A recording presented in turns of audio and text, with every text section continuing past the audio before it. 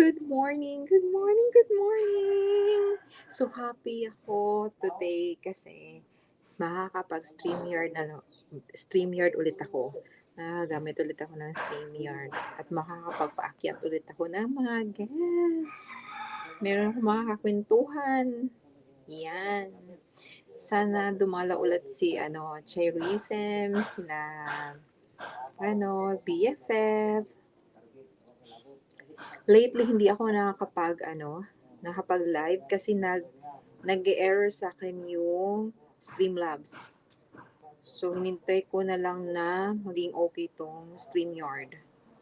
Yung Streamlabs kasi hindi eh. Nag-error siya. Hindi ko alam. Kahapon pa ako nagka-try. Pero parang broadcasting. Yung parang naka-schedule. Yung ano ko. But this time, thank you, Lord. At makakapag-StreamYards natin. StreamYards na din ako. Nalito bigla eh.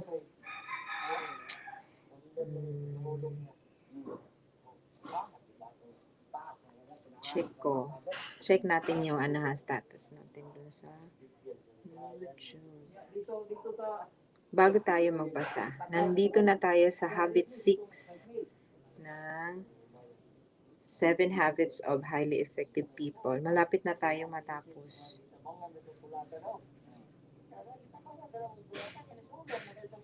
Yes, gumagana na Malapit siya. na tayo matapos.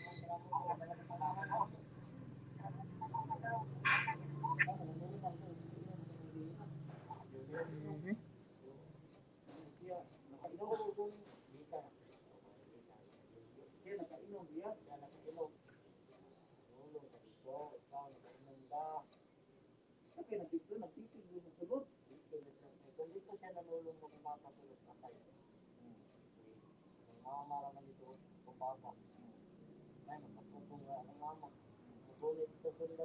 Yes.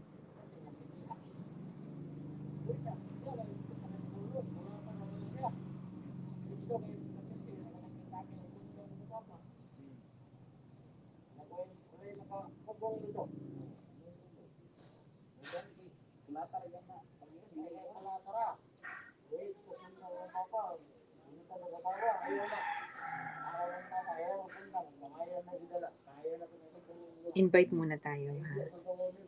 Mag-i-invite ako eh. Para may makapasok sa natin channel.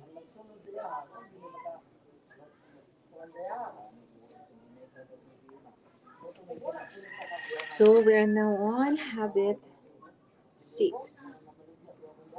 Synergize. Yan. Principles of Creative Cooperation. I take as my guide the hope of a saint, in crucial things, unity, in important things, diversify, in all things, generosity. Inaugural Address of President George Bush. When Sir Winston Churchill was called to head up the war effort for Great Britain, he remarked that all his life ha- had prepared him for this hour. He remarked that all his life had prepared him for this hour. In a similar sense, the exercise of all the other habits prepares us for the habit of synergy. When properly understood, synergy is the highest activity in all life, the true test and manifestation of all the other habits put together.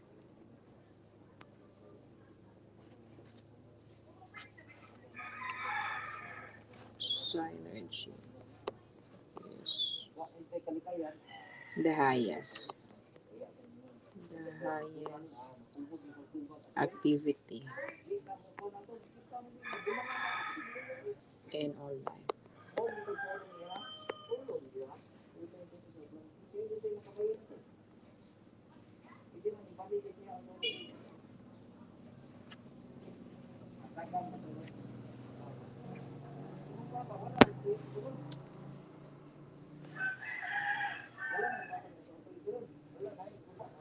The highest form of synergy focus the four unique human endowments. Mm-mm.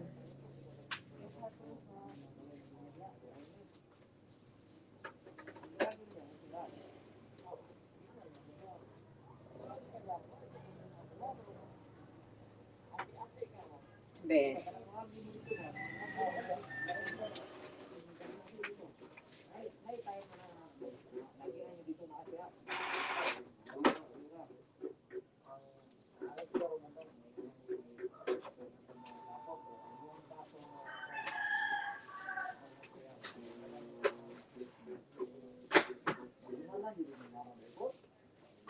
Duha-duha, te.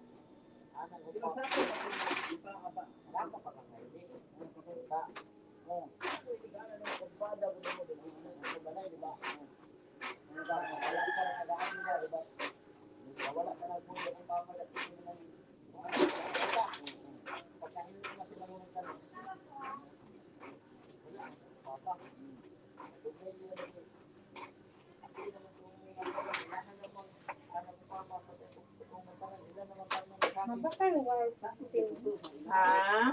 White. Ano sa te? White. Wipes? Wala. Ay, kanang unsa na siya? Baby wipes? Or kanang tissue ba yung pasabot? Na ate? Naraw ka na o Johnson's na ano. Kaning naa sa likod, apilo ni te, dili na no? Apil ni siya kaning ano, to the treasurer?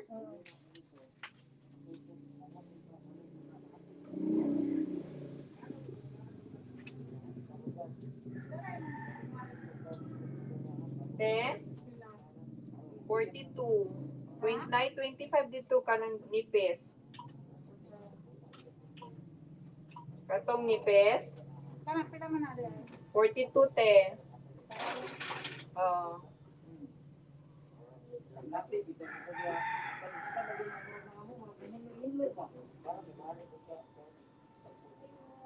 Saman.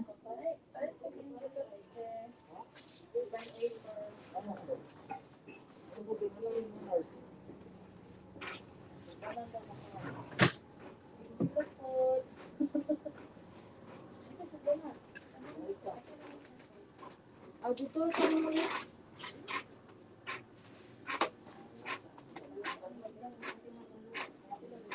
Pila na siya? 8. Pila? 8.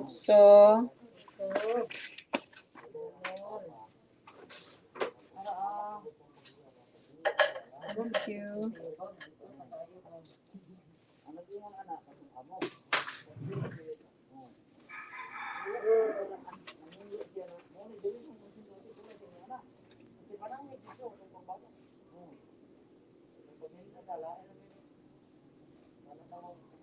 Magsusak na siya, Chen. Wala, te. Nahuli back to back.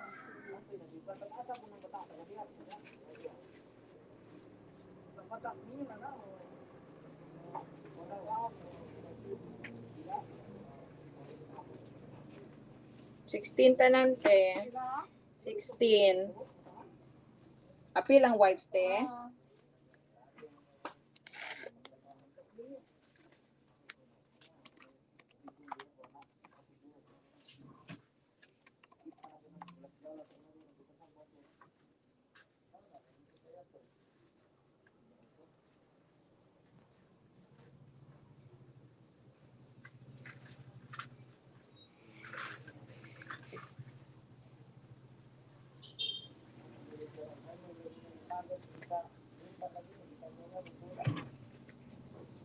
Okay, thank you.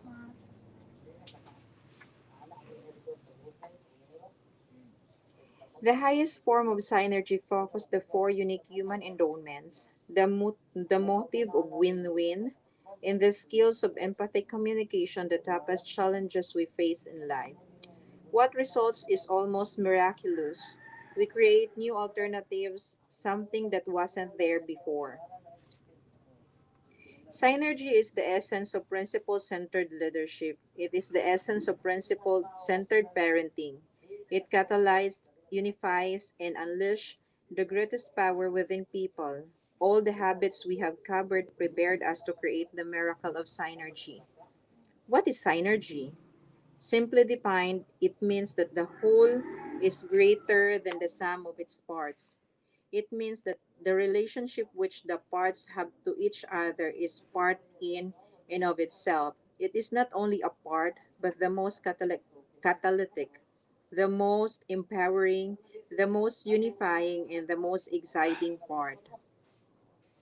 The creative process is also the most terrifying part because you don't know exactly what's going to happen or where it is going to lead.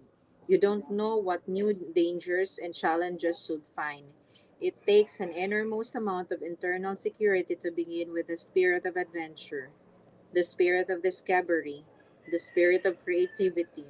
Without doubt, you have to leave the comfort zone of base camp and confront an entirely new and unknown wilderness. Ah, Dalawa copy. Then, ang na A4 para sa ID. sige.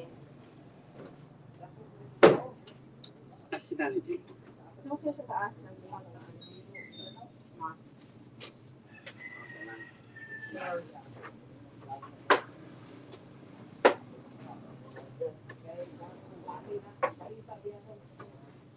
Sel, na kay food supplement, Sel? Kay food supplement? Wala, te. Wala kay ginakuan nga food supplement? Wala ko iinom, te, oy. Ikuan na yung kuan, no? Kanang spirulina. Spirulina. I-search gay ang Ito spirulina. lang ko, anong katunang green. Walang tulang ko. Masa ni siya, pila ka kapya ni?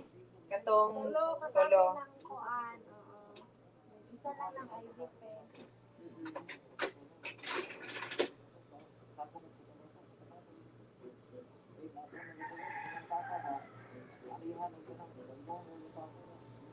Kikuha man siya sa mga bukol-bukol po siya.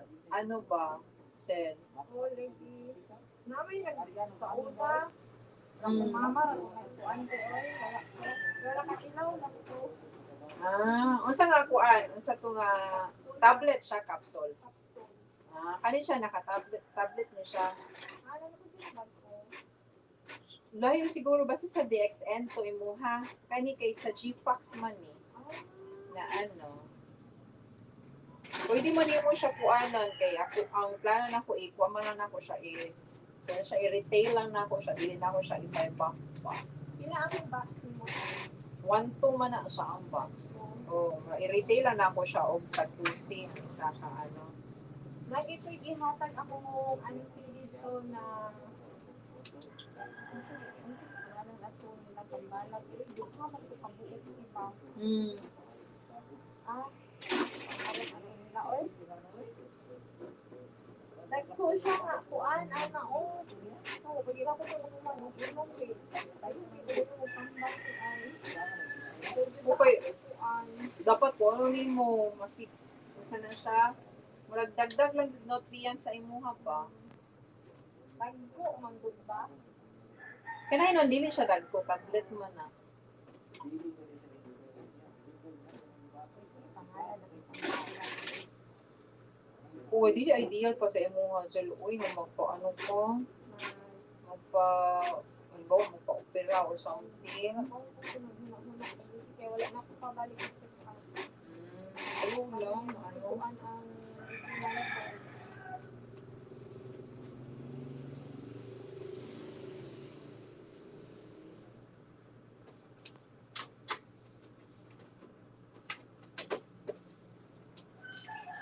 Aracel, 10. lasa ng 10.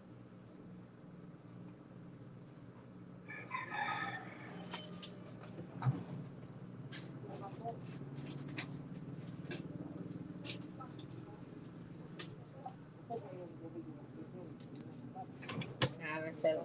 Na ako'y unhan dito, din sel ha. Kani siya sel, mo raman eh. Oh, tablet.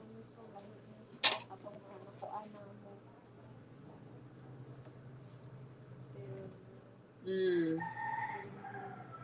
Green. lang to. May mahal ate. Sige.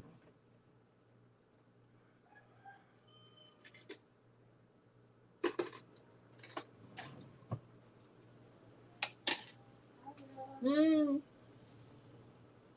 Habol. Thank you.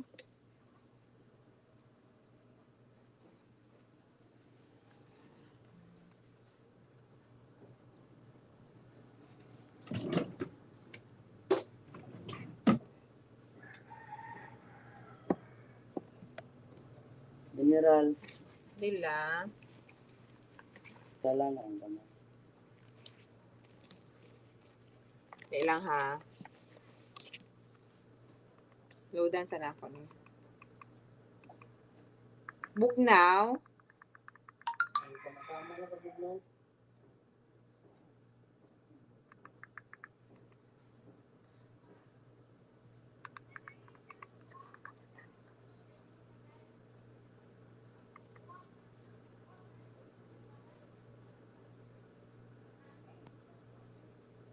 Unsa nang tama-tama ka bugnaw, sir? Hindi lang kayo bugnaw. Bugnaw-bugnaw na ba jud ni ata? Ani? Na.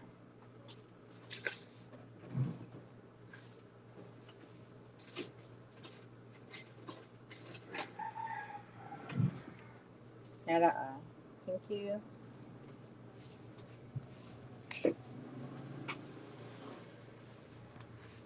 What is synergy? Simply defined, it means that the whole is greater than the sum of its parts.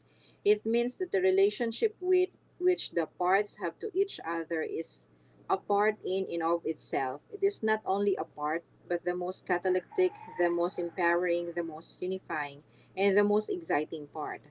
The creative process is also the most terrifying part because you don't know exactly what's going to happen or where it is going to lead. You don't know what new dangers and challenges you'll find. It takes an enormous amount of internal security to begin with the spirit of adventure, the spirit of discovery, the spirit of creativity. Without doubt, you have to leave the comfort zone of base camp and confront an entirely new and unknown wilderness. You become a trailblazer, a pathfinder. You open new possibilities, new territories, new continents, so that others can follow. Synergy is everywhere in nature. If you plant two plants close together, The roots commingle and improve the quality of the soil so that both plants will grow better than if they were separated. If you put two pieces of wood together, they will hold much more than the total of the weight held by each separately. The whole is greater than the sum of its parts. 1 plus 1 equals 3 or more. Hmm? 1 plus 1 equals 3. The challenges is to apply the principles of creative cooperation, which we learn from nature in our social interactions. Family life provides many opportunities to observe synergy and to practice it. The very way that a man and a woman bring a child into the world is synergistic. Synergistic. Synergistic. The essence of synergy is to value differences, to respect them, to build on strengths, to compensate for weaknesses. We obviously value the physical differences between men and women, husbands and wives. But what about the social, mental, and emotional differences? Could these differences not also be sources of creating new, exciting form of life, creating an environment that is truly fulfilling for each person, that nurtures the self-esteem and self-worth of each, that creates opportunity for each to mature into independence and then gradually into interdependence? Could synergy not create a new script for the new generation, one that is more geared to service and contribution, and is less protective, less adversarial, less selfish, one that is more open, more trusting, more giving, and is less defensive, protective, and political, one that is more loving, more caring, and is less possessive and judgmental. Synergistic communication. When you communicate synergistically, you are simply opening your mind and heart and expression to new possibilities, new alternatives, new options. It may seem as if you are casting aside habit too, to begin with the end in mind, but in fact, you're doing the opposite. You're fulfilling it. You're not sure when you engage in synergistic communication how things will work out or what the end will look like, but you do have an inward sense of excitement and security and adventure, believing that it will be significantly better than it was before. Okay. Ito copy. Yes, yes. Back to that.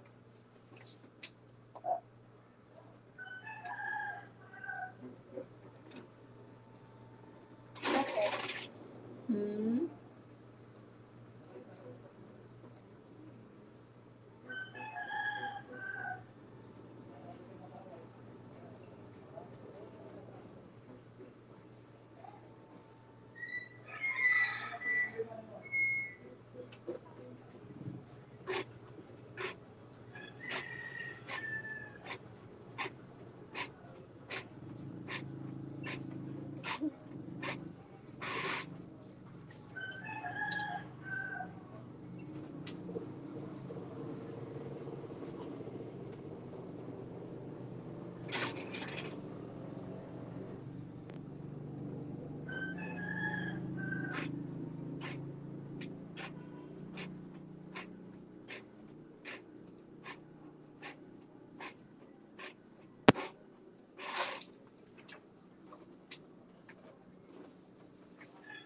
Quatro. Sila te.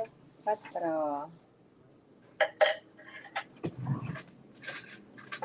Thank you.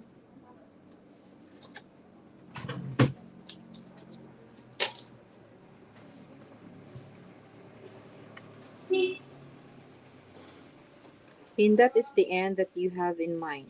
You begin with the belief that parties involved will gain more insight, and that the excitement of that mutual learning and insight will create a momentum toward more and more insights. Learning and growth. Many people have not really experienced even a moderate degree of synergy in their family life or in other interaction. They've been trained and scripted into defensive and protective communications or into believing that life or other people can't be trusted. As a result, they are never really open to habit six into these principles.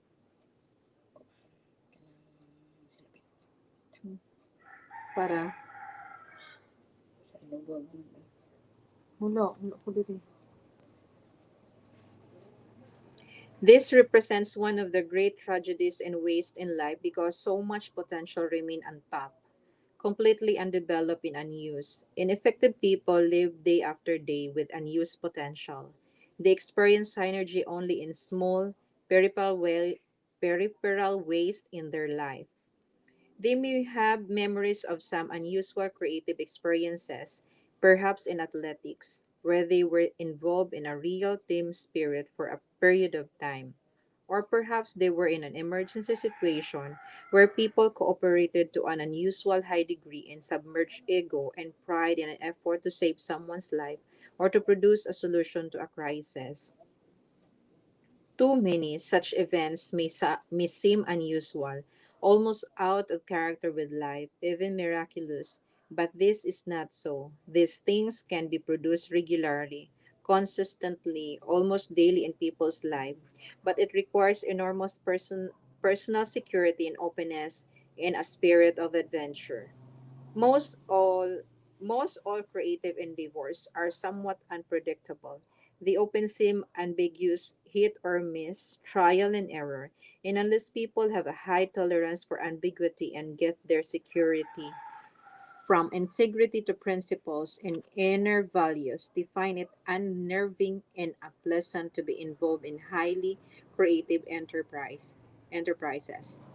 Their need for structure, certainty, and predictability is too high. Synergy in the classroom. As a teacher, I have come to believe that many truly great classes teeter on the very edge of chaos. Synergy tests whether teachers and students are really open to the principle of the whole being greater than the sum of its parts. There are times when neither the teacher nor the student knows for sure what's going to happen. In the beginning, there's a safe environment that enables people to be really open and to learn and to listen to each other's ideas.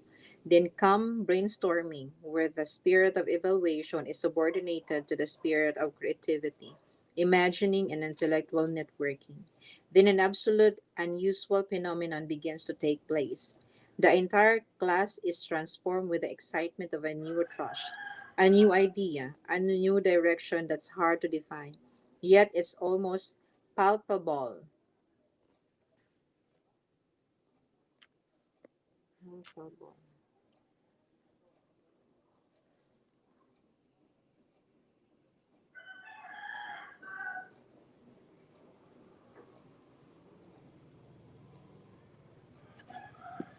Palpable.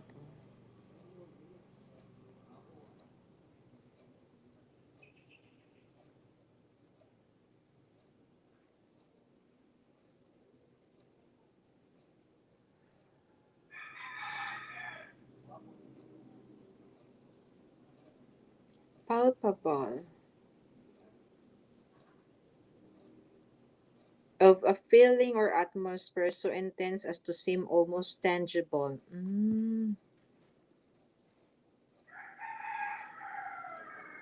Yet it's almost palpable, able to be touched or felt. The palpable pump at the bridge of the nose. Yet it's almost palpable to the new involved.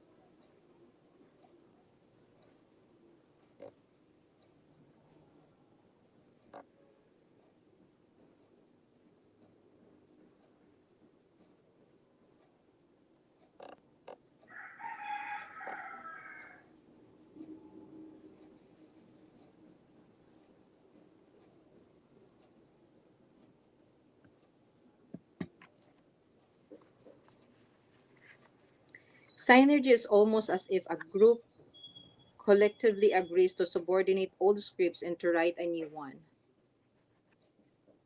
Ayo. Saman. Ay, buntag dahon. Pwede mga ikod sa smart nila. Morning. Yara ah. Akan Oo. picture man sila, no? Mm-mm. Hindi lang. Tama. Salamat. I'll never forget an university class I taught in leadership philosophy and style. We were about 3 weeks into a semester when, in the middle of a presentation, one person started to relate some very powerful personal experiences, which were both emotional and insightful. A spirit of humility and reverence fell upon the class, reverence towards this individual and appreciation for his courage. This spirit became fertile soil for a synergistic and creative endeavor. Others began to pick up on it, sharing some of their experiences and insights and even some of their self doubts. The spirit of trust and safety prompted many to become extremely open. Rather than present what they prepared, they fed on each other's insights and ideas and started to create a whole new scenario as to what the class could mean.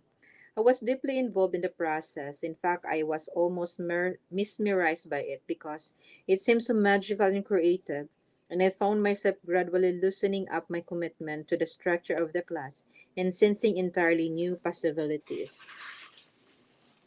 It wasn't just a flight of fancy, there was a sense of maturity and stability and substance of which transcended by far the old structure and plan. We abandoned the old syllable, the purchase textbook, and all the presentation plans, and we set up new purposes and projects and assignments. We became so excited about what was happening that in about 3 more weeks, we all sensed an overwhelming desire to share what was happening with us. We decided to write a book containing our learnings and insights on the subject of our study, principles of leadership. Assignments were changed, new projects undertaken, new teams formed. People worked much harder than they ever would have in the original class structure and for an entirely different set of reasons. Out of this experience emerged an extremely unique, cohesive, and synergistic culture that did not end with the semester. For years, alumni meetings were held among members of that class. Even today, many years later, when we see each other, we talk about it and open attempt to describe what happened and why. One of the interesting things to me was how little time had transpired before there was sufficient trust to create such synergy. I think it was largely because the people were relatively mature. They were in the final semester of their senior year, and I think they wanted more than just another good classroom experience. They were hungry for something new and exciting, something that they could create that was truly meaningful. It was an idea whose time had come for them. In addition, the chemistry was right. I felt that the experience synergy was more powerful than talking about it, that producing something new was more meaningful than simply reading something old. I've also experienced, as I believe most people have, times that were almost synergistic, times that hang on the edge of chaos and for some reason descended into it. Sadly, people who are burned by such experiences often begin their next new experience with that failure in mind. They defend themselves against it and cut themselves off from synergy. It likes administrators who set up new rules and regulation based on the abuses of a few people inside an organization, thus limiting the freedom and creative possibilities for many, or business partners who imagine the worst scenarios possible and write them up in a legal language, killing the whole spirit of creativity, enterprise, and synergistic possibility. As I think back on many consulting and executive education experience, I can say that the highlights were almost always synergistic. There was usually an early moment that required considerable courage, perhaps in becoming extremely authentic, in confronting some insight, truth about the individual or the organization or the family which really needed to be said, but took a combination of considerable courage and genuine love to say it. Then others became more authentic, open and honest, and synergistic communication process began. It usually became more and more creative and ended up in insights and plans that no one had anticipated initially. As Carl Rogers thought, that which is That which is most personal is most general.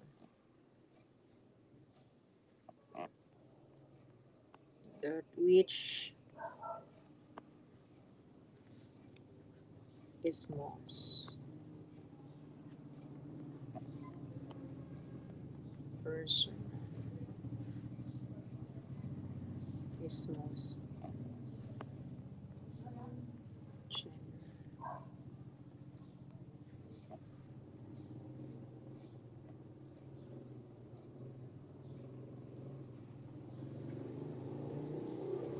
As Carl Rogers thought, that which is most personal is most general. The more authentic you become, the more genuine in your expression, particularly regarding personal experiences and even self doubts. The more people can relate to your expressions, and the safer it makes them feel to express themselves. That expression in turn feeds back on the other person's spirit, and genuinely creative empathy takes place, producing new insights and learnings in a sense of excitements and adventures that keeps the process going.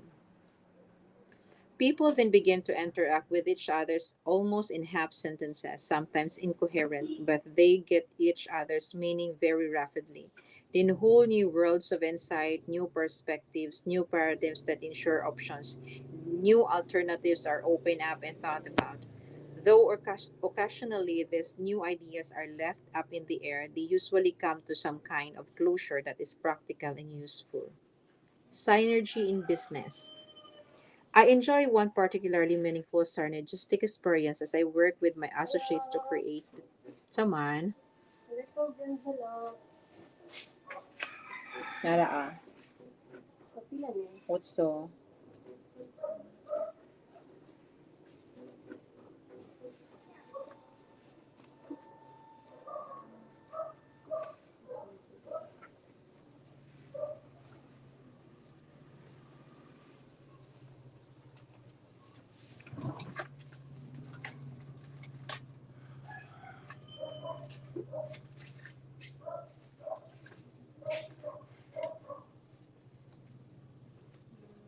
Palit ko po paan ka ng tubig.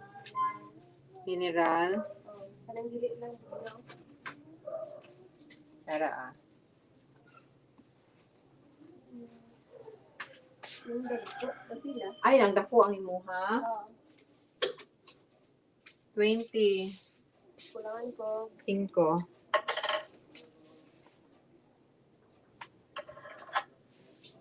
Thank you.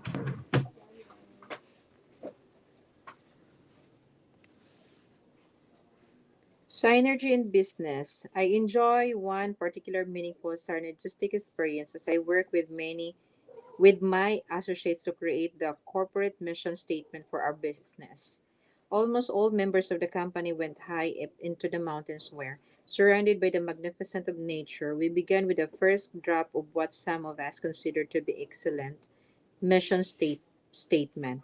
At first, the communication was respectful, careful, and predictable. But as we began to talk about the various alternatives, possibilities, and opportunities ahead, people become very open. Lit ko. Ang bilog. Okay.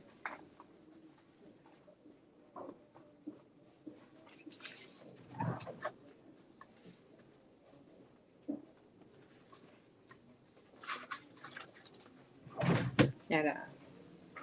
Thank you.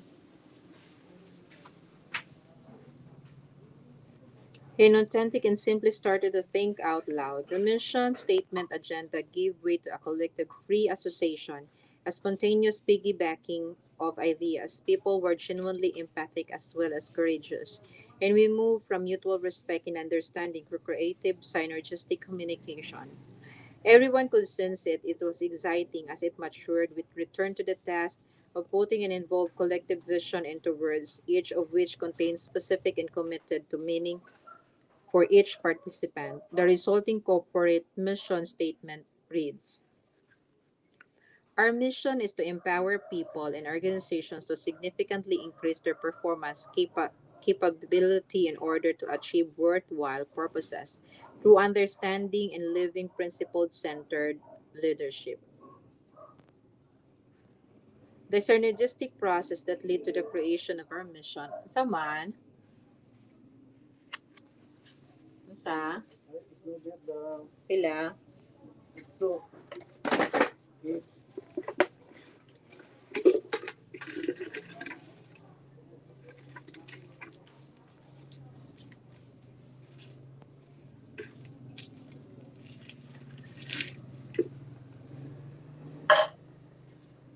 Thank you.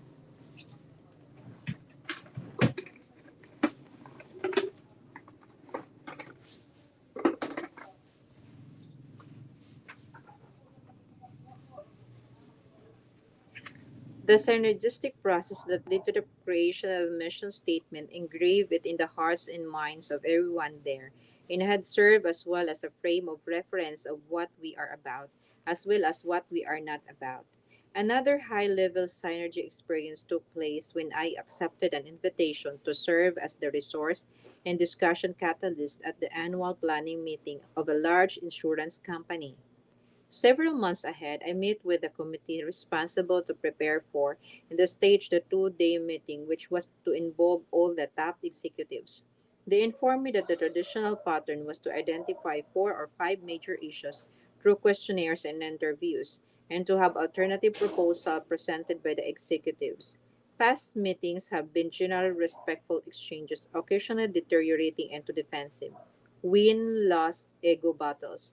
They were usually predictable, uncreative, and boring.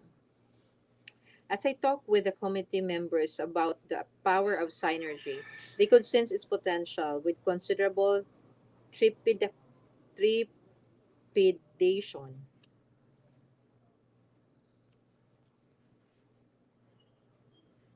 Trepidation.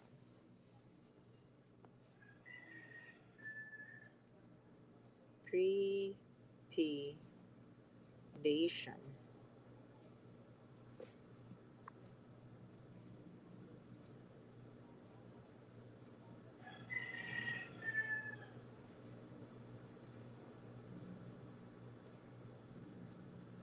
A feeling of fear, of agitation about something that may happen.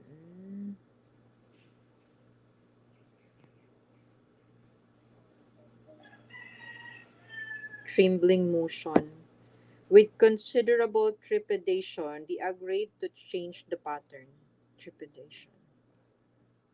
They requested various executives to prepare anonymous white papers on each of the high priority issues and then asked all the executives to immerse themselves in these papers ahead of time in order to understand the issues and the different points of view. They were, they were to come to the meeting prepared to listen rather than to present, prepared to create and synergize rather than to defend and protect. We spent the first half day in the meeting teaching the principles and practicing the skills of habit 4, 5, and 6.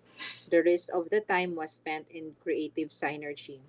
The release of creative energy was incredible. Excitement replaced boredom.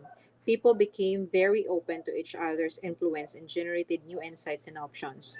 By the end of the meeting, an entirely new understanding of the nature of the central company challenge evolved. The white paper proposals became obsolete.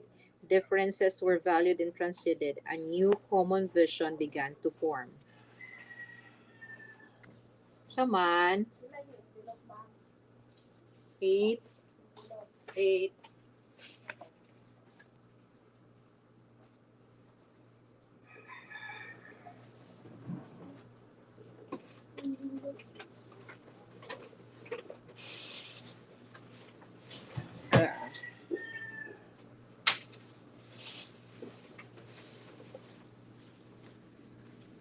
Once people have experienced real synergy, they are never quite the same again.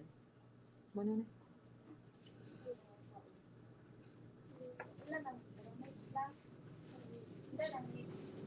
5.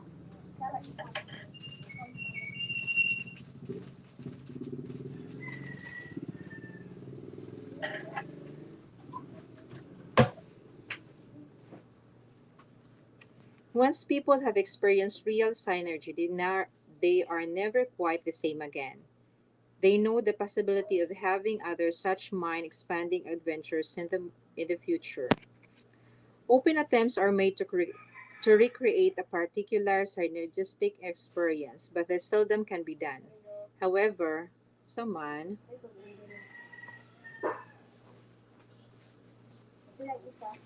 also,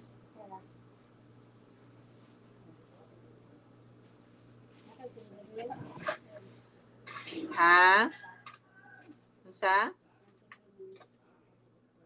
kindemen pila, upat,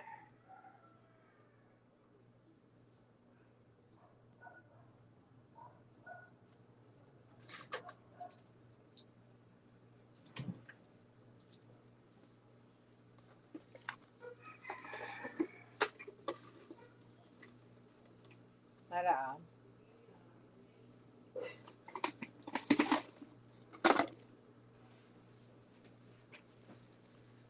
Once people have experienced real synergy, they are never quite the same again. They know the possibility of having other such mind expanding adventures in the future.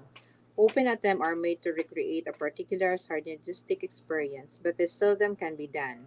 However, the essential purpose behind creative work can be recaptured. Like the Far Eastern philosophy, we seek not to imitate the masters, rather, rather we seek what they sought.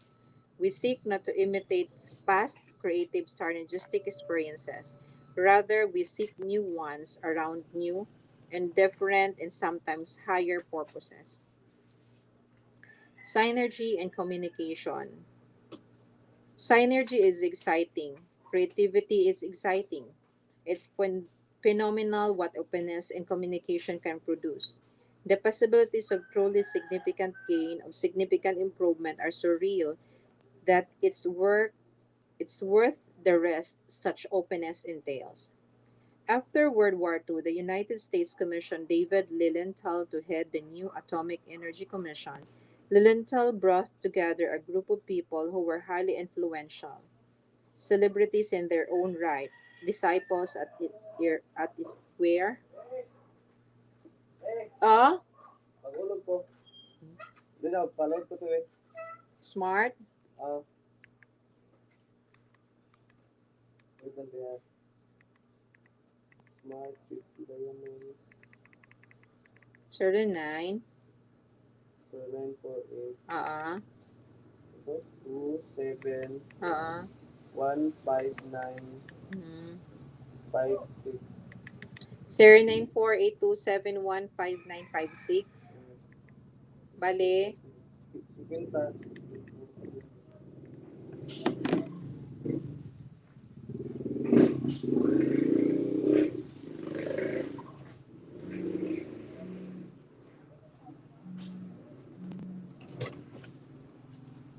Panahon lang.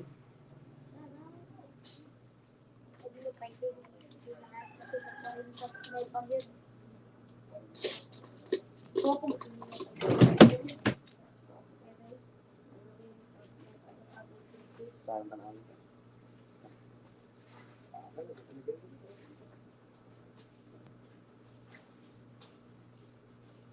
Chaman, Otso, Wala yung cheddar diretso no. wala, hindi mo ka magluto. Lagi, sama ba sa tayo? Ayun na. Otso lang, ma'am. Ara, ah.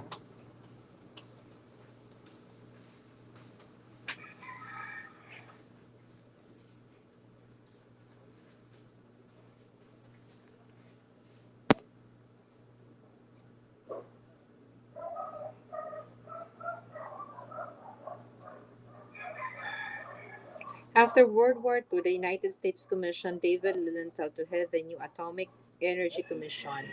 Ha?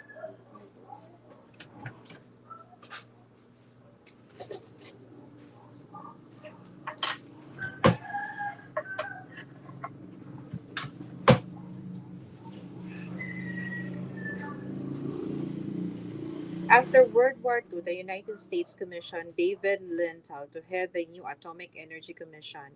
Lilienthal brought together a group of people who were highly influential, celebrities in their own right, disciples, as it were, of their own frames of reference.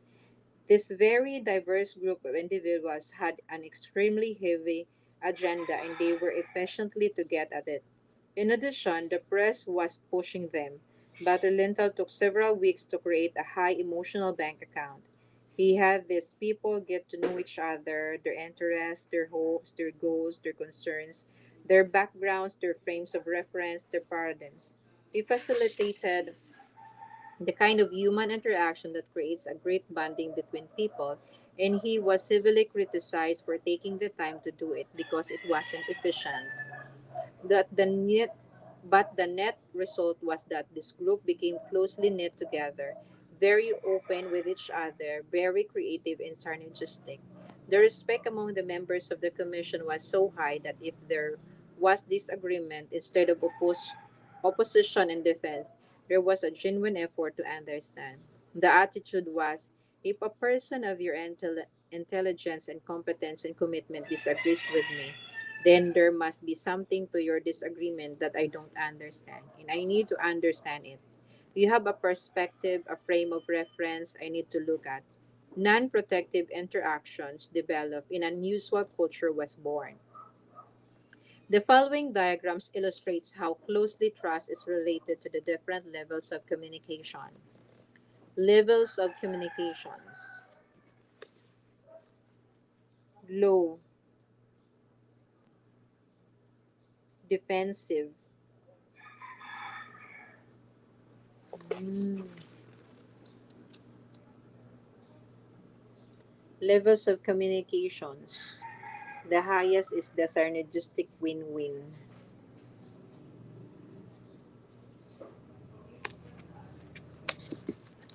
The lowest level of communication coming out of low trust situation would be characterized by defensive, protectiveness, and open legalistic language, which covers all the bases and spills out qualifiers in the escape clauses in the event things go sour.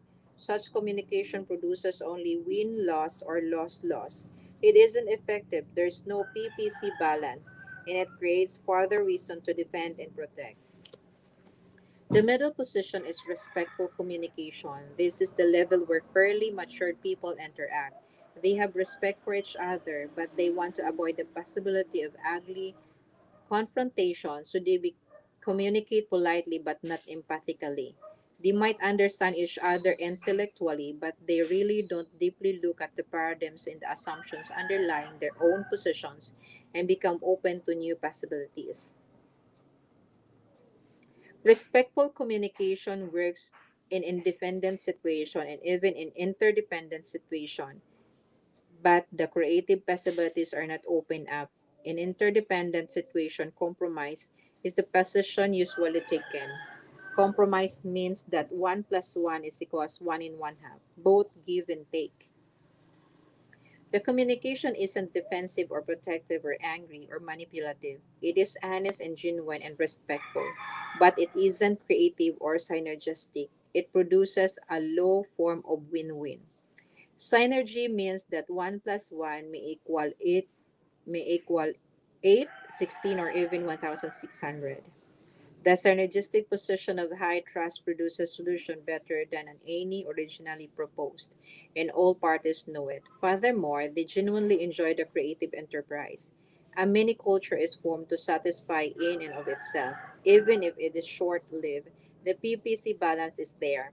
There are some circumstances in which synergy may not be achievable and no deal isn't viable. But even in these circumstances, the spirit of sincere trying will usually result in a more effective compromise. Fishing for the third alternative. To give a better idea of how our level of communication affects our interdependent effectiveness, envision the following scenario. It's vacation time, and a husband wants to take his family out to the lake country to enjoy camping and fishing. This is important to him. He's been planning it all year. He's made reservation at a cottage on the lake and arranged to rent a boat, and his sons are really excited about going. His wife, however, wants to use the vacation time to visit her ailing mother some 250 miles away. She doesn't have the opportunity to see her very open, and this is important to her. Their differences could be the cause of a major negative experience. The plans are set. The boys are excited. We should go on the fishing trip, he says. But we don't know how much longer my mother will be around, and I want to be by her, she replies. This is our only opportunity to have enough time to do that. All year long, we've looked forward to this 1 week vacation. The boys would be miserable sitting around grandmother's house for a week.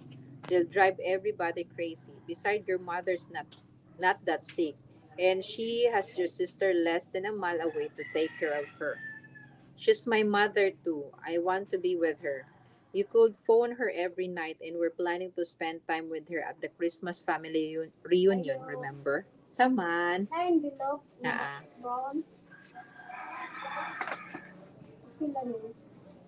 Putso.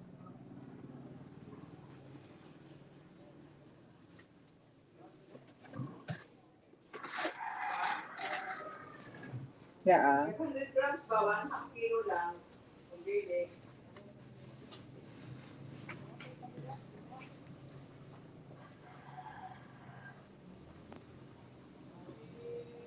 That's not for 5 more months. We don't even know if she'll still be here by then. Ha? Amoy zero. Naa? Kani daw, o, tulo ka po siya.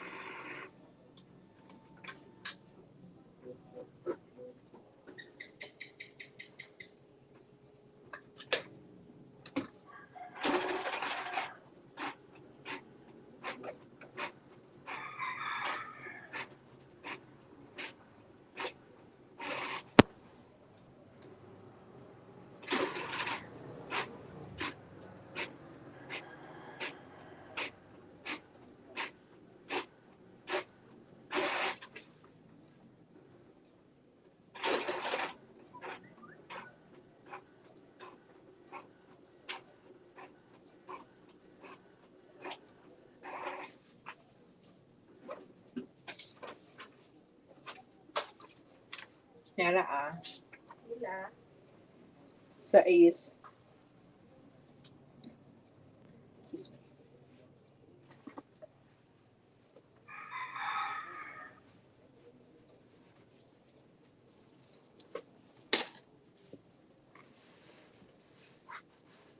She's my mother too. I want to be with her. You could phone her every night, and we're planning to spend time with her at the Christmas family reunion, remember?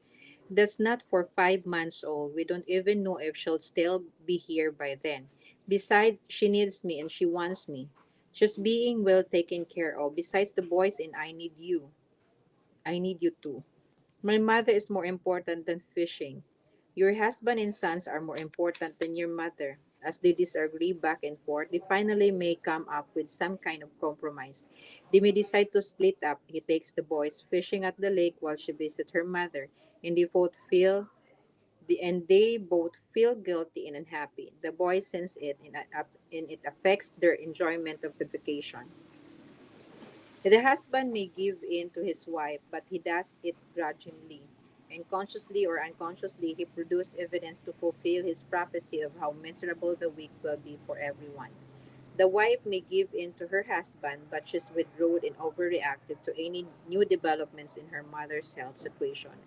If her mother were to become seriously ill and die, the husband could never forgive himself, and she couldn't forgive him either. Whatever compromise they finally agree on, it could be rehearsed over the years as evidence of insensitivity, neglect, or bad priority decision on either part. It could be a source of contention for years and could even polarize the family.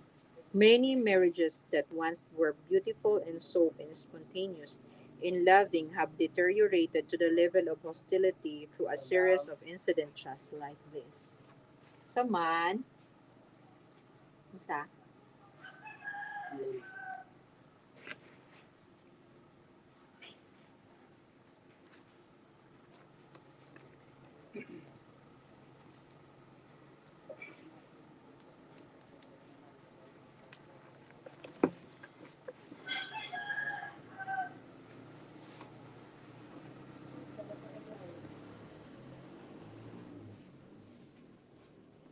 Asa ang ano, dili, kinahanglan tong full confirmation.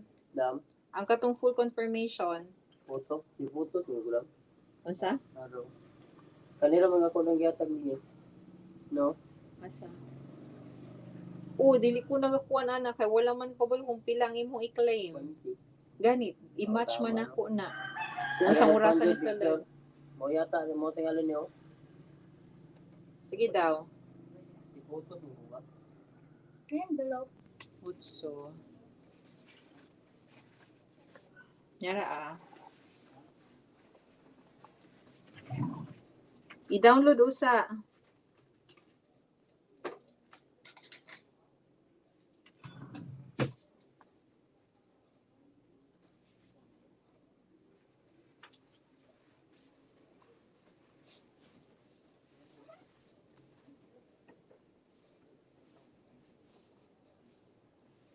The husband and wife see the situation differently, and that different can polarize them, separate them, create wedges in the relationship, or it can bring them closer together on a higher level. If they have cultivated the habits of effective interdependence, they approach their differences from an entirely different paradigm. Their communication is on a higher level. Because they have a high emotional bank account, they have trust and open communication in their marriage. Because they think win win, they believe in a third alternative, a solution that is mutually beneficial and is better than what either of them originally proposed. Because they listen empathically and seek first to understand, they create within themselves and between them a comprehensive picture of the values and the concerns that need to be taken into account in making a decision. And the combination of those ingredients, the high emotional bank account, thinking win win, and seeking first to understand, creates the ideal environment for synergy.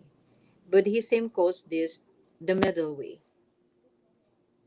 Middle in this sense does not mean compromise.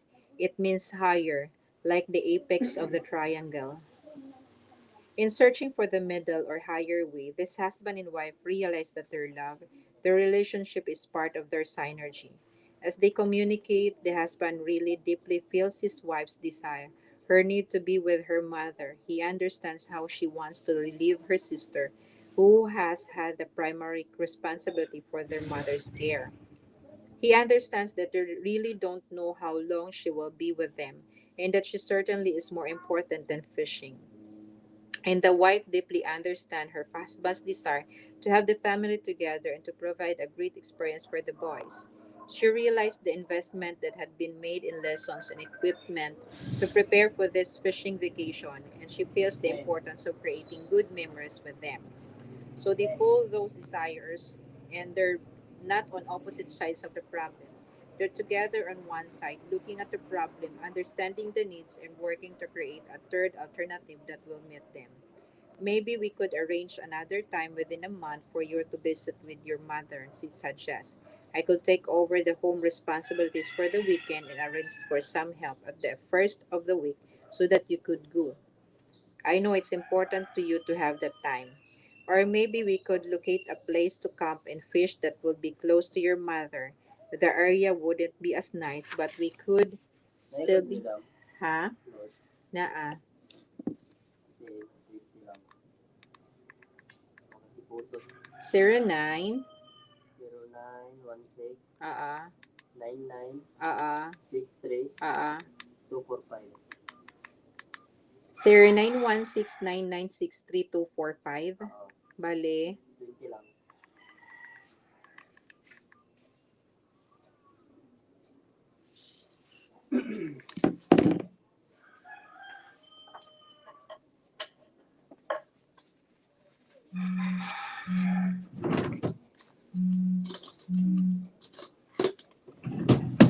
Ano?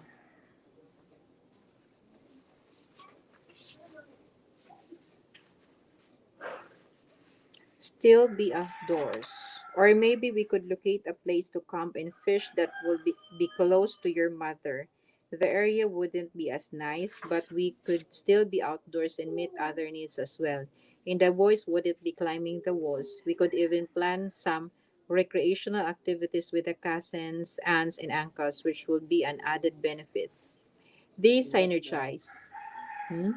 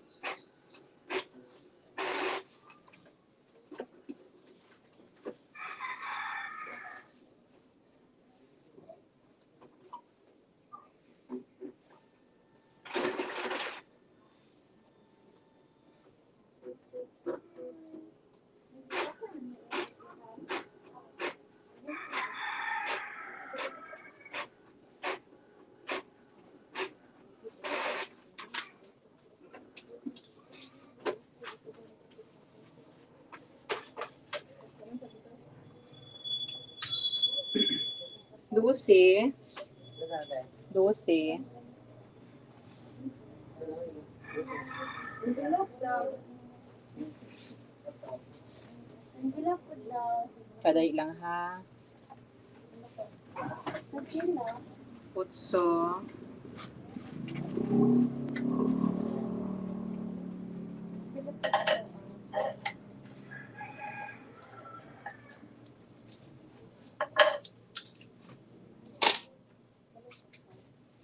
Envelope daw ito.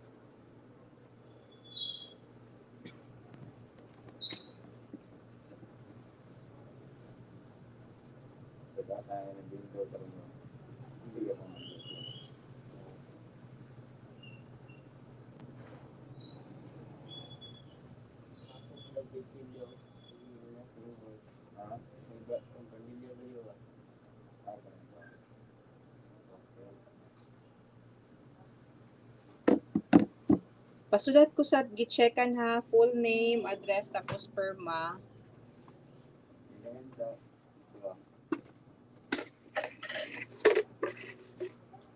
Para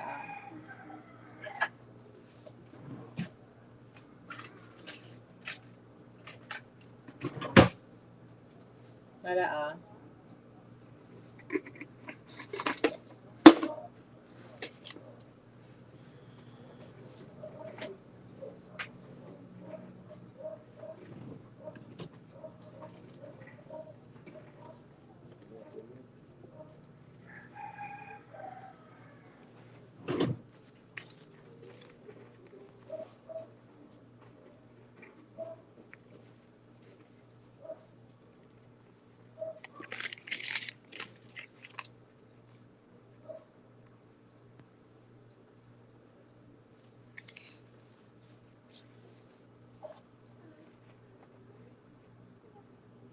Okay, sulat ko sa name.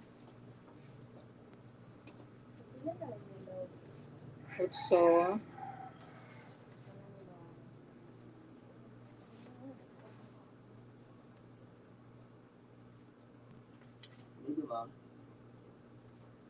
Full name, sir.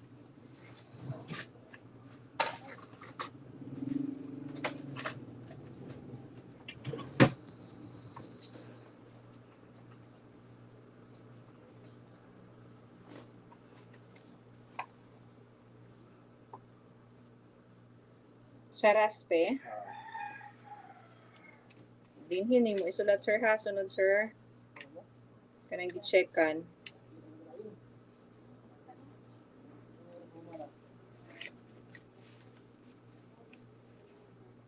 Sir, Wala na kayo, ma'am.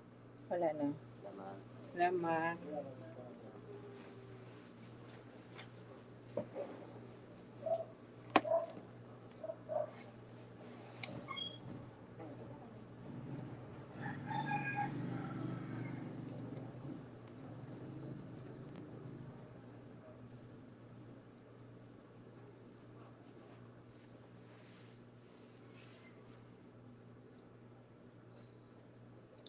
They synergize, they communicate back and forth until they come up with a solution they both feel good about. It's better than the solutions either of them originally proposed. It's better than compromise. It's a synergistic solution that builds P and PC. Instead of a transaction, it's a transformation. They get what they both really want and build their relationship in the process. Negative synergy. Seeking the third alternative is a major paradigm shift from the dichotomous either or mentality. But look at the difference in results. How much negative energy is typically expended when people try to solve problems or make decisions in an interdependent reality? How much time is spent in confessing other people's sin, politicking, rivalry, interpersonal conflict, protecting one's backside, masterminding, and second guessing?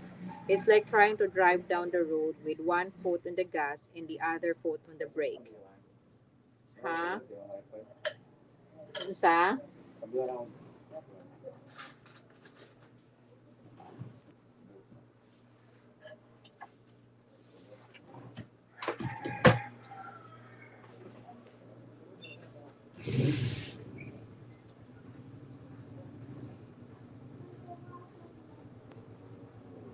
It's like trying to drive down the road with one foot on the gas and the other foot on the brake.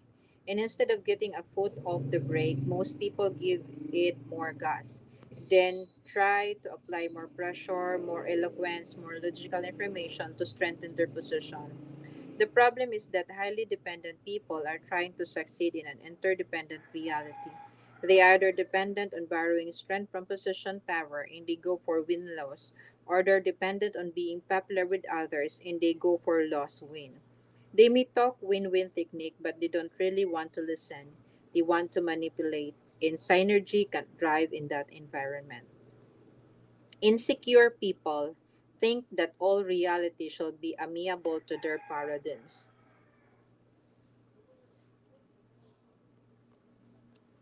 Insecure people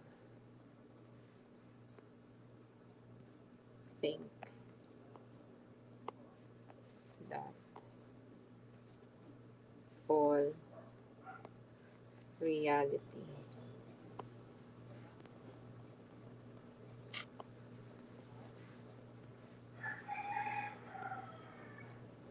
should be amiable.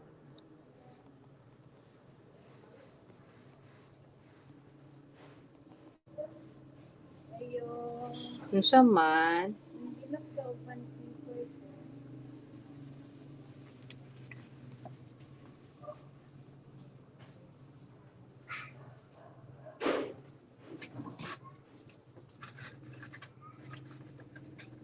Ilan ni mo? 5. Five. Max na lang ito. Pila? Pula or kani? Kanang pula. Purot? Puluan na siya. Hindi mo duha.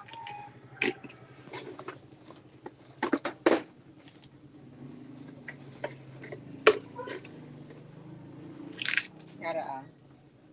Thank you.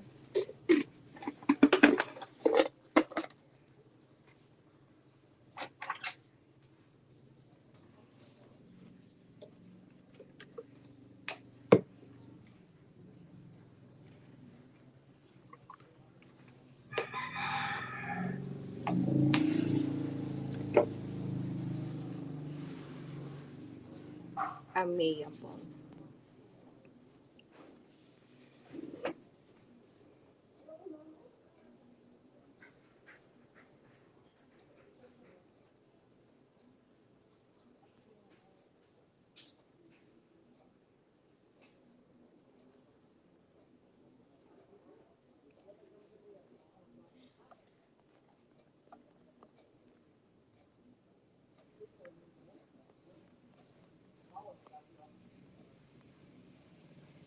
To their paradigms.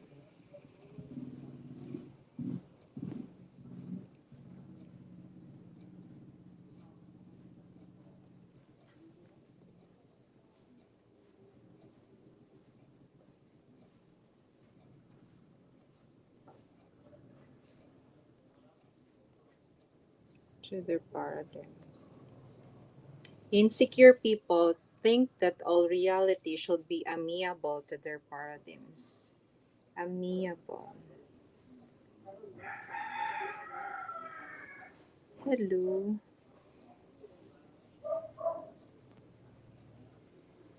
Amiable. Amiable. Amenable meaning open and responsive to suggestion, easily persuaded or controlled. Mm. Insecure people think that all reality should be amiable to their parents. They have a high need to clone others, to mold them over into their own thinking. They don't realize that the very strength of the relationship is in having another point of view. Sameness is not oneness. Uniformity is not unity. Unity or oneness or complementariness, not sameness. Sameness is uncreative and boring. The essence of synergy is to value the differences. I've come to believe that the key to interpersonal synergy is intrapersonal synergy. That is synergy within ourselves. The heart of intrapersonal synergy is embedded in the principles in the first three habits, which give the internal security sufficient to handle the risk of being open and vulnerable. By internalizing those principles, we develop the abundance mentality of win-win and authentically of habit 5.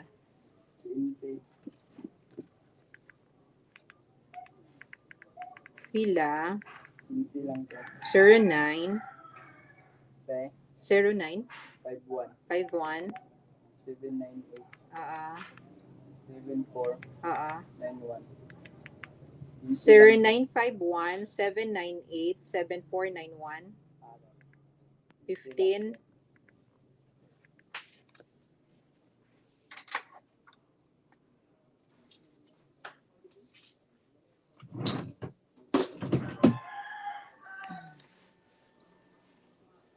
One of the very practical results of being principled center is that it makes us whole, truly integrated.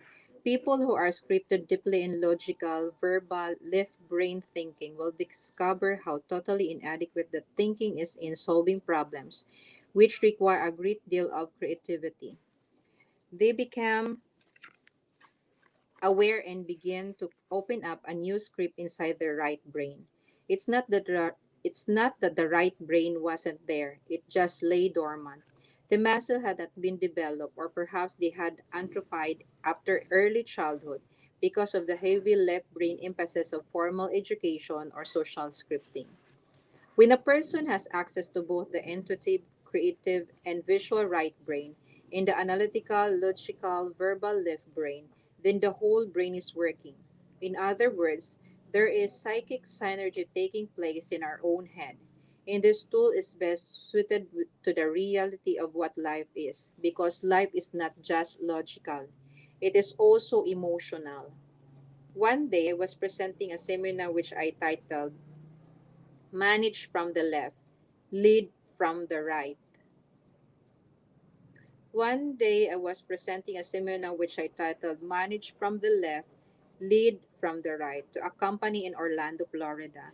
During the break, the president of the company came up to me and said, Stephen, this is intriguing, but I have been thinking about this material more in terms of its application to my marriage than to my business. My wife and I have a real communication problem. I wonder if you would have lunch with the two of us and just kind of watch how we talk to each other. Let's do it, I replied.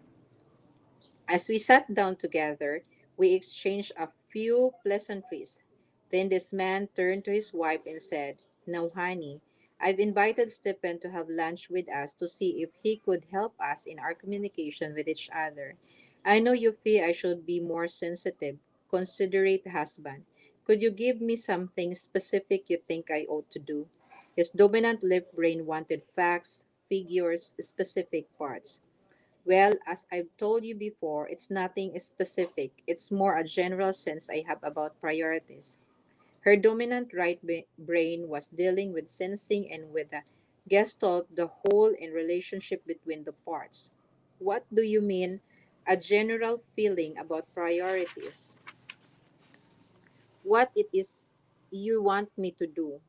Give me something specific I can get a handle on. Well, it's just a feeling. Her right brain was dealing in images, intuitive feelings. I just don't think our marriage is as important to you as you tell me it is. Well, what can I do to make it more important? Give me something concrete and specific to go on. It's hard to put into words. At that point, he just rolled his eyes and looked at me as if to say, Stephen, could you endure this kind of dumbness in your marriage? It's just a feeling, she said, a very strong feeling. Honey, he said to her, that's your problem. And that's the problem with your mother. In fact, it's the problem with every woman I know. Then he began to interrogate her as though it were some kind of legal deposition. Do you live where you want to live? That's not it, she signed. That's not it at all. I know, he replied with a forced patience, but since you won't tell me exactly what it is, I figure the best way to find out what it is to find out what it is not. Do you live where you want to live? I guess. Honey, Stephen's here for just a few minutes to try to help us. Just give a quick yes or no answer. Do you live where you want to live? Yes, okay, that's settled. Do you have the things you want to have? Yes. All right. Do you know the things you want to do? This went on for a little while. I could see I wasn't helping at all. So I intervened and said, Is this kind of how it goes in your relationship? Every day, Stephen, he replied. It's the story of our marriage, she signed. I look at the two of them, and the thought crossed my mind that they were two half brained people living together. Do you have any children? I asked. Yes, two. Really? I asked incredulously. How did you do it? How did you do it? What do you mean, how did we do it? You were synergistic, I said. 1 plus 1 usually equals 2, but you made 1 plus 1 equals 4. Now that's synergy. The whole is greater than the sum of the parts. So, how did you do it? You know how we did it, he replied. You must have valued the differences, I explained. Valuing the differences. Valuing the differences is the essence of synergy, the mental, the emotional, the psychological differences between people.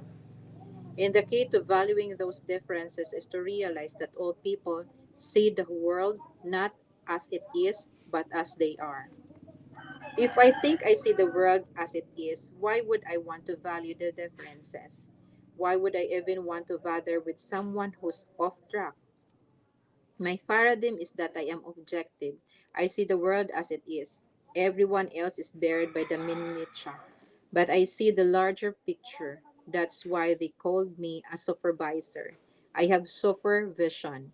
If that's my paradigm, then I will never be effective interdependent or even effectively independent for that matter. I will be limited by the paradigm of my own conditioning. The person is truly affected has the humility and reverence to recognize his own perceptual limitation and to appreciate the rich resources available through interaction with the hearts and minds of other human beings. That person values the differences because those differences add to his knowledge, to his understanding of reality. When we're left to our own experiences, we constantly suffer from a shortage of data. It is logical that two people can disagree and that both can be right. It's not logical, it's psychological, and it's very real. You see the young lady, I see the old woman. We're both looking at the same picture, and both of us are right. We see the same black lines, the same white spaces, but we interpret them differently because we've been conditioned to interpret them differently. Pakita na kong envelope. Sama, envelope.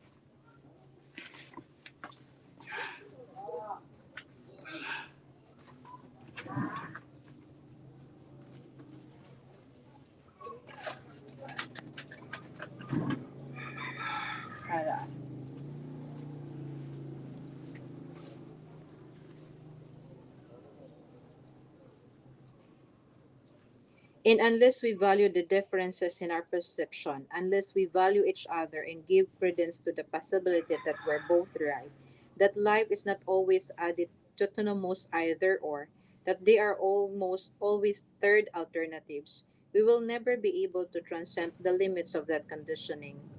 All I may see is the old woman, but I realize that you see something else, and I value you. I value your perception. I want to understand. So when I become aware of the difference in our perceptions, I say, good, you see it differently. Help me see what you see. If two people have the same opinion, one is unnecessary. It's not going to do me any good at all to communicate with someone else who sees only the old woman also. I don't want to communicate with someone who agrees with me. I want to communicate with you because you see it differently. I value that difference. By doing that, I not only increase my own awareness, I also affirm you. I give you psychological air. I take my foot off the brake and release the negative energy you may have invested in defending a particular position. I create an environment for synergy. The importance of valuing the difference is captured in an open quoted fable called The Animal School, written by educator Dr. R. H. Reeves. Once upon a time, the animals decided they must do something heroic to meet the problems of a new world. So they organized a school. They adopted an activity curriculum consisting of running, climbing, swimming, and flying. To make it easier to administer, all animals took all the subjects. The duck was excellent in swimming, better in fact than his instructor, and made excellent grades in flying, but he was very poor in running. Since he was low in running, he had to stay after school and also drop swimming to practice running. This was kept up until his whip feet were badly worn and he was only an average in swimming. But average was acceptable in school, so nobody worried about that except that duck. The rabbit started at the top of the class in running, but had a nervous breakdown because of so much makeup in swimming. The squirrel was excellent in climbing until he developed frustration in the flying class, where his teacher made him start from the ground up instead up from the tree top down. He also developed Charlie horses from overexertion, and he got a C in climbing and a D in running. The eagle was a problem child and had to be disciplined severely. In climbing class, he beat all the others to the top of the tree, but insisted on using his own way of getting there. At the end of the year, an abnormal eel that could swim exceedingly well and also could run, climb, and fly a little had the highest average and was valedictorian. The fairy dove stayed out of the school and fought the tax levy because the administrations would not add digging and borrowing to the curriculum. They apprenticed their children to the badger and later joined the groundhogs and gophers to start a successful private school. Yun nga, individual, iba-iba talaga yung yung mga purposes, no? Sa mga animals. So, tayo, parang tingin ko, tayo, may mga ways din talaga, may mga part din talaga nag-i-excel tayo. Hindi sa lahat ng So, dapat malaman natin kung saan tayo nag-i-excel. Saan yung weaknesses. Para makita natin yung iba't ibang point of view. Force field analysis. In an interdependent situation, Synergy is particularly powerful in dealing with negative forces that work against growth and change. Sociologist Kurt Lewin developed a force field analysis model in which he described any current level of performance or being as a state of equilibrium between the driving forces that encourage upward movement and the restraining forces that discourage it. Driving forces generally are positive, reasonable, logical, conscious, and economic. In juxtaposition, restraining forces are often negative, emotional, illogical, unconscious, and social psychological. Both sets of forces are very real and must be taken into account in dealing with change. Restraining forces and the driving forces.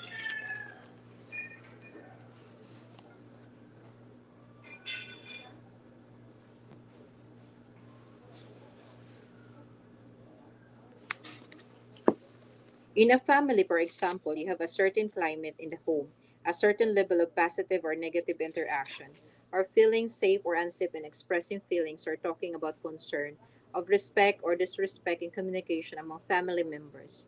You may really want to change that level. You may want to create a climate that is more positive, more respectful, more open, and trusting. Your logical reason for doing that are the driving forces that act to raise the level. But increasing those driving forces is not enough. Your efforts are opposed by restraining forces, by the competitive spirit between children in the family, by the different scripting of home life you and your spouse have brought to the relationship, by habits that have developed in the family, by work or other demands on your time and energies. Increasing the driving forces may bring results for a while, but as long as the restraining forces are there, it becomes increasingly harder. It's like pushing against a spring. The harder you push, the harder it is to push until the force of the spring suddenly thrusts the level back down. The resulting up and down yo-yo effect causes you to feel, after several attempts, that people are just the way they are, and that it's too difficult to change. But when you introduce synergy, you use the motive of habit 4, the skill of habit 5, and the interaction of habit 6 to work directly on the restraining forces. You create an atmosphere in which it is safe to talk about these forces. You unfreeze them, loosen them up, and create new insights that actually transform those restraining forces into driving ones. You involve people in the problem, immerse them in it, and so that they soak in it and feel it is their problem, and they tend to become an important part of the solution. As a result, new goals, shared goals are created and the whole enterprise move upwards. Mm-mm.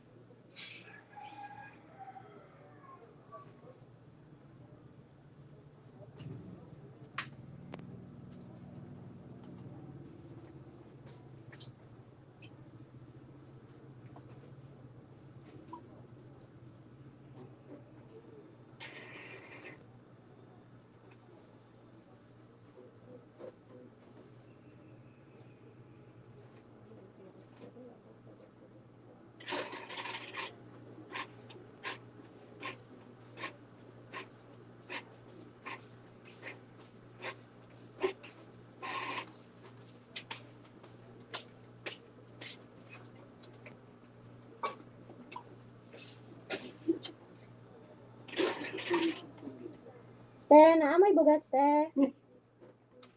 Ha? Bugat. Oo. Duha daw.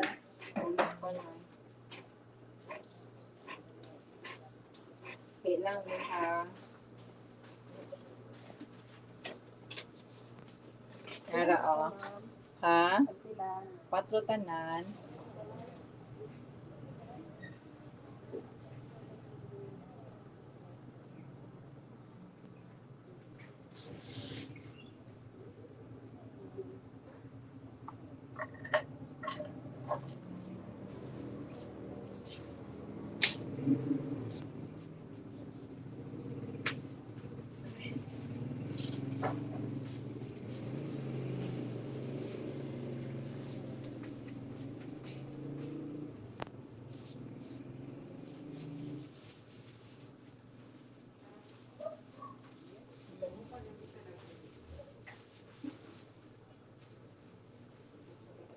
Ito din bilo.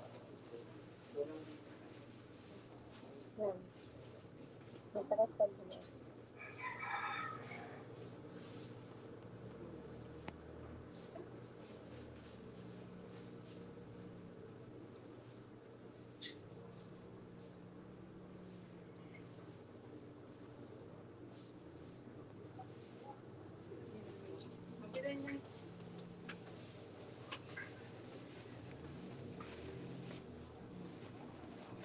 Nara o. One, te. Hala, duha day ka. Duha? Nakakilo. Nay, duha day ka kilo, nay. Duha ka kilo. Sige, isa pa lang. Ay, ito. Isa pa lang na. Ito ba? Dala lang ani ah. Ito na lang, doon naman. Ha? Dala mo lang. Sige lang, kay para di mo ano. Unsay mo? Sila. 8. Ha? Utso.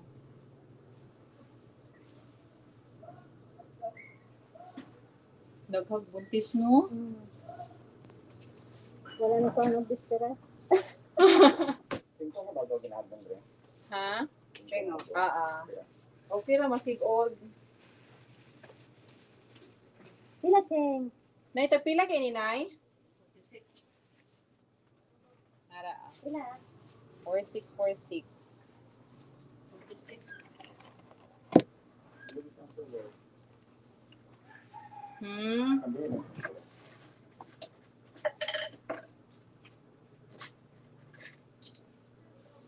Thank you.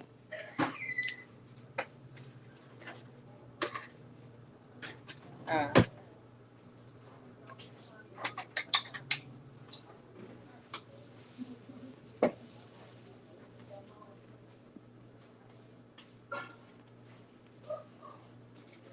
As a result, new goals, shared goals are created, and the whole enterprise moves upward, often in ways that no one could have anticipated. And the excitement contained within that movement creates a new culture.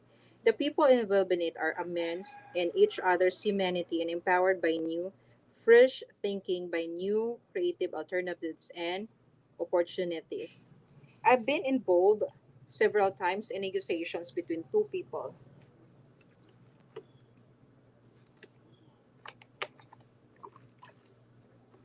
I've been involved in several times in negotiation between people who were angry at each other and hired lawyers to defend their position. And all that did was to exacerbate the problem because the interpersonal communication deteriorated as it went through the legal process. But the trust level was so low that the parties felt they had no other alternatives than to take the issues to court. Would you be interested in going for a win win solution that both parties feel really good about? I would ask. The response was usually affirmative, but most people didn't really think it was possible. If I can get the other party to agree, would you be willing to start the process of really communicating with each other? Again, the answer was usually yes. The results in almost every case have been astounding. Problems that have been legally, excuse me.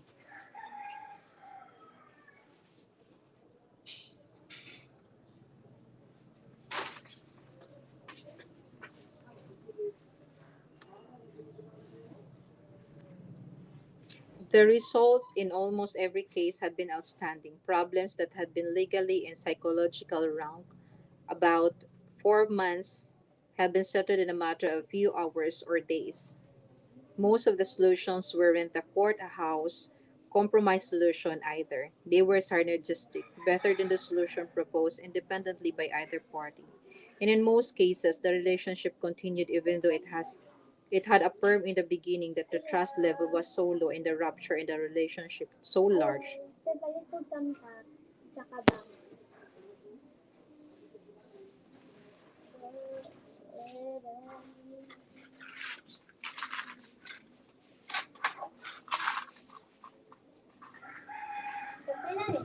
14. 14.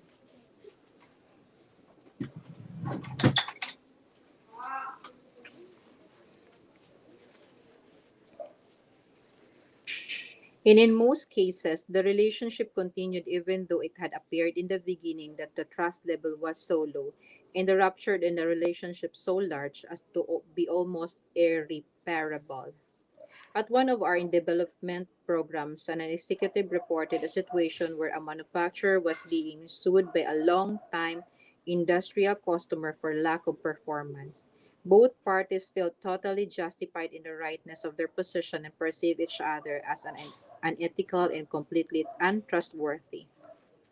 As they began to practice Habit 5, two things became clear. First, early communication problems resulted in a misunderstanding, which was later exacerbated by accusations and counter accusations. Second, both were initially acting in good faith and didn't like the cost and hassle of a legal fight, but saw no other way out. Once this thing Once these two things became clear, the spirit of Habit 4, 5, and 6 took over. The problem was rapidly resolved and the relationship continues to prosper. In another circumstance, I received an early morning phone call from a land developer desperately searching for help. The bank wanted to foreclose because he was not complying with the principal and interest payment schedule and was suing the bank to avoid the foreclosure.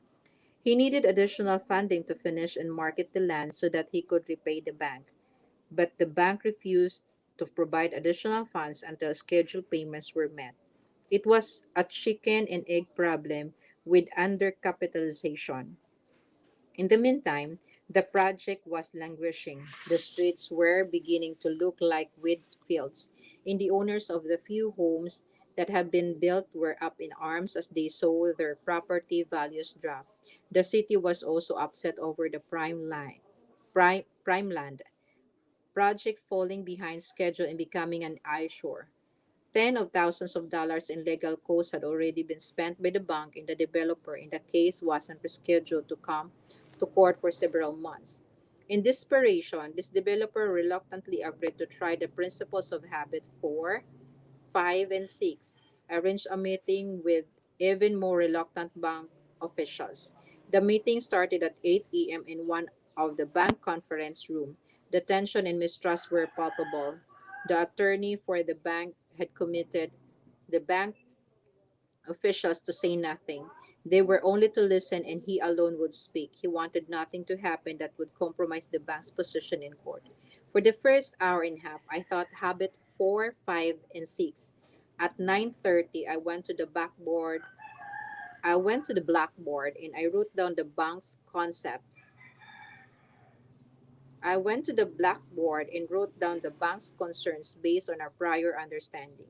Initially, the bank officials said nothing, but the more we communicated win win intentions and sought first to understand, the more they opened up to explain in clarity. As they began to feel understood, the whole atmosphere changed in a sense of momentum, of excitement over the prospect of peacefully setting the problem was clearly evident. Over the attorney's objection, the bank officials opened up even more, even about personal concern. When we walk out of here, when we walk out of here, the first thing the bank president will say is, "Did we get our money? What are we going to say?" By 11 o'clock, the bank officers were still convinced of their rightness, but they felt understood and were no longer defensive and officious. At that point, they were sufficiently open to listen to the developer's concern, which we wrote down on the other side of the blackboard. This resulted in deeper mutual understanding and collective awareness of how poor early communication had resulted in misunderstanding and unrealistic expectation, and how continuous communication in a win win spirit could have prevented the subsequent major problems from developing. The shared sense of both chronic and acute pain combined with a sense of genuine progress kept everyone communicating. By noon, when the meeting was scheduled to end, the people were positive, creative, and synergistic and wanted to keep talking. The very first recommendation by the developer was seen as a beginning win-win approach by all.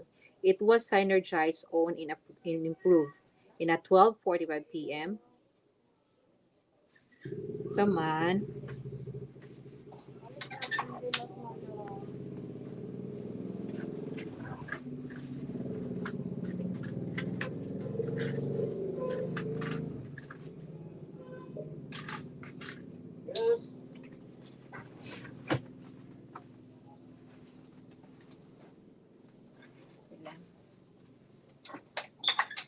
dili lang.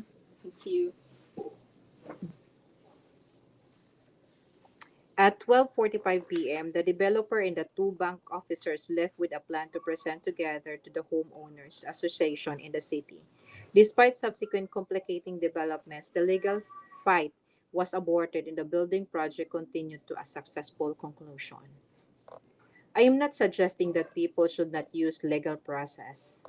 Some situations absolutely require it, but I see it as a court of last, not first, resort. If it is used too early, even in preventive sense, sometimes fear in the legal paradigm creates subsequent thought and action process that are not synergistic. All nature is synergistic. Ecology is a word which basically describes the synergism in nature. Everything is related to everything else. Tama nga. Everything is related to everything else. It's in the relationship that creates powers are maximized. Just as the real power in the seven habit is in their relationship to each other, not just in the individual habits themselves. The relationship of the parts is also the power in creating a synergistic culture inside a family of an organization.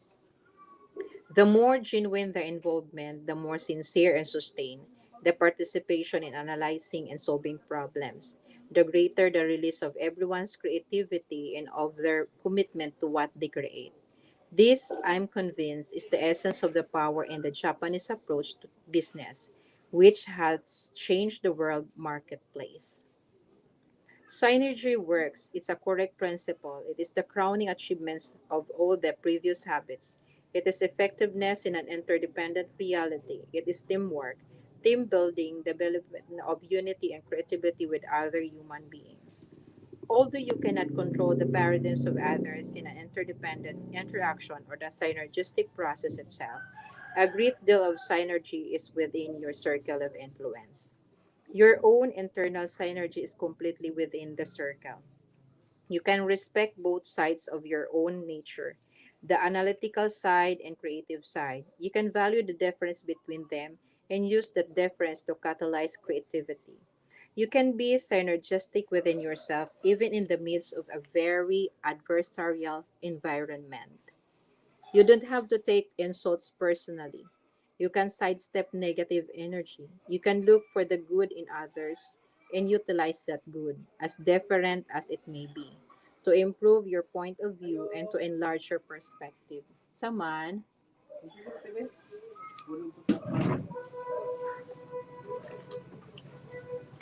Banti, banti na.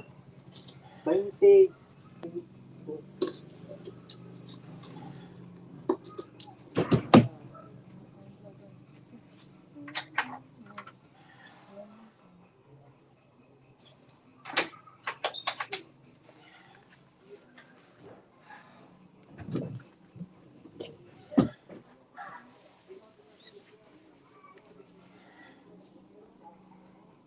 you can exercise the courage in dependent situation to be open, to express your ideas, your feelings, and your experience in a way that will encourage other people to be open also.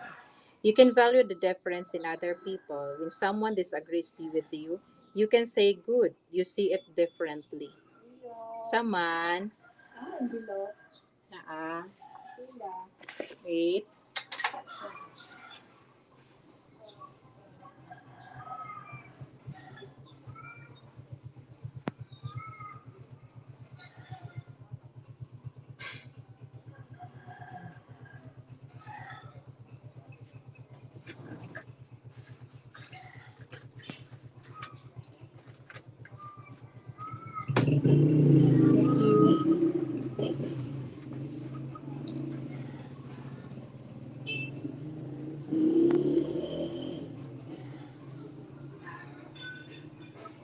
You can value the difference in other people. When someone disagrees with you, you can say, good, you see it differently. You don't have to agree with them, you can simply affirm them, and you can seek to understand. When you see only two alternatives, yours and the wrong one, you can look for a synergistic third alternative. There's almost always a third alternative. And if you work with a win-win philosophy and really seek to understand, you usually can find a solution that will be better for everyone concerned. Application suggestions. Think about a person who typically sees things differently than you do. Consider ways in which those differences might be used as stepping stone to third alternative solution. Perhaps you could seek out his or her views on a current project or problem, valuing the different views you are likely to hear. And two, make a list of people who irritate you. Huh? Make a list of people who irritate you. Do they represent different views that could lead to synergy if you had greater intrinsic security and value the difference? And third, identify a situation in which you desire greater teamwork and synergy. What conditions would need to exist to support synergy? What can you do to create those conditions?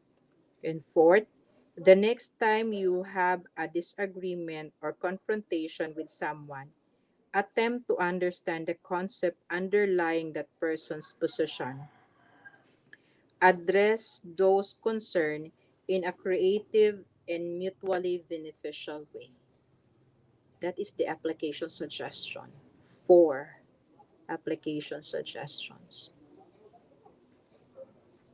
So man, Ano, tagpila ng gusto. 7, Ang sila te?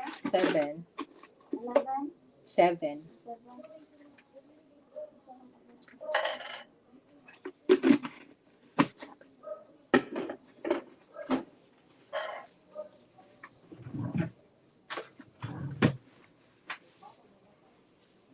Yes, we're done with habit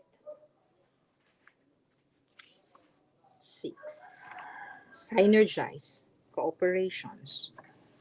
Think of the third alternative. Thank you so much sa nag-view, sa magbo-view nito. Hopefully, ang ganda kasi ng content. Yes. Saman. May envelope. Ah. Yan. Otso.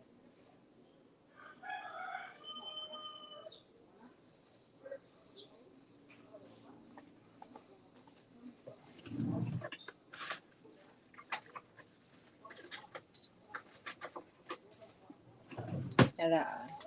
Thank you.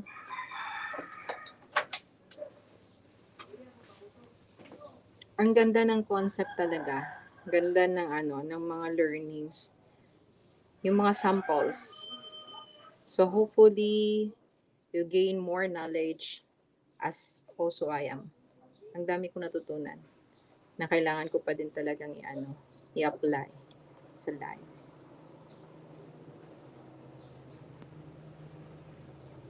Sana mayroong makaakyat dito next time kasi StreamYard na yung ginagamit ko. So mas okay na siya. Na mas makakapagkwentuhan.